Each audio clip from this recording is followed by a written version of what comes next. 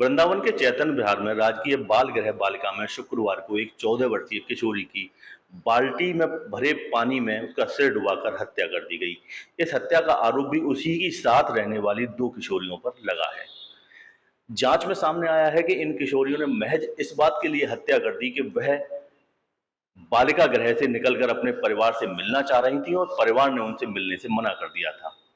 अलीगढ़ निवासी किशोरी, जो कि अभी 1.5 महीने पहले यहाँ आई थी, उसने अपने घर से चोरी की और किसी लड़के के साथ चली गई थी। इस बात से नाराज परिवार ने उसे रिश्ता तोड़ दिया था। वहीं पीलीभीत की एक किशोरी भी किसी लड़के के साथ चली गई थी, उसके परिवार ने भी उसे रिश्ता तोड़ दिया था। लेकिन अलीगढ़ की लड़की अपने परिवार से मिलने के लिए बहुत छटपटाहट में थी और लगातार मिलना चाह रही थी।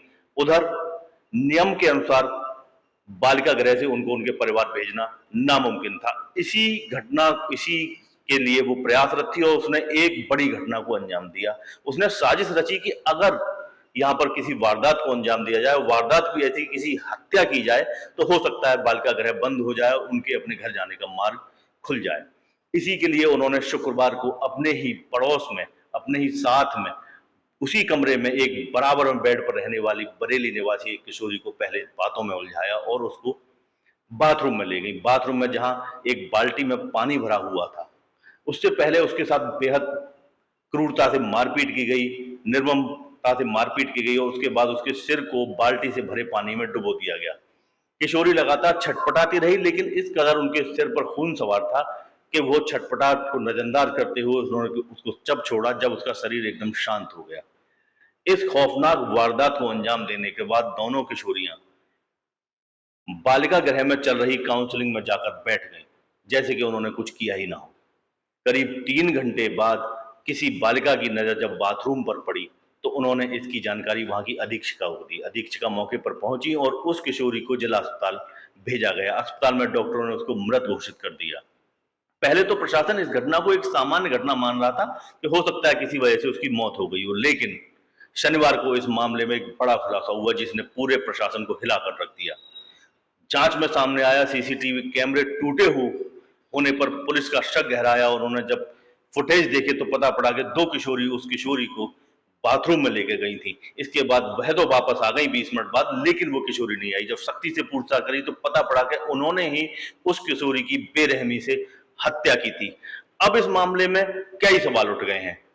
जानने में आया है पहले भी ऐसी घटनाएं हो चुकी हैं जहां से किशोरियां भाग चुकी हैं, मोबाइल बरामद हो चुके हैं, बावजूद इसके वहां पर लापरवाही सामने आ रही है। प्रशासन ने भी इस पर कड़ा रुख अपनाया है। उन्होंने अधीक्षिका के खिलाफ भी कार्रवाई का मन बना लिया है। उधर जिला जज को पत्र लिखकर इसमें न्यायिक जांच के पत्र लिखा है और न्यायिक जांच गठित भी हो गई है। अब यह देखना है कि इसमें और क्या कार्रवाई हो सकती है। बालिकाओं को, दोनों किशोरियों को भी न्यायिक हिरासत में ले लिया गया है, उनसे पूछताछ लगातार जारी है। इस घटना के होने के बाद अब पूरा बालिका गृह प्रशासन की देखरेख में है। प्रशासन उस पर नजर बनाए हुए है। आगे और भी बड़ी कार्रवाइयां हो सकती हैं। तरुण प्रताप सिंह, अमर उजाला, मथुरा।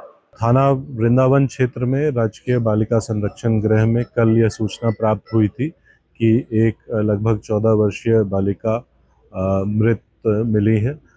इस संबंध में उस बालिका के बॉडी को पोस्टमार्टम हेतु भेजा गया और वहां के सीसीटीवी चेक किए गए तो सीसीटीवी में यह पाया गया कि जिस कमरे में वह बालिका रह रही थी उसी में एक अटैच्ड बाथरूम है और सीसीटीवी में ये देखा गया कि 3 बालिकाएं, 2 अन्य बालिका जिनकी उम्र 15 वर्ष है और यह बालिका साथ में बाथरूम में अंदर गई और उसके बाद मात्र 2 बालिकाएं ही बाहर आईं।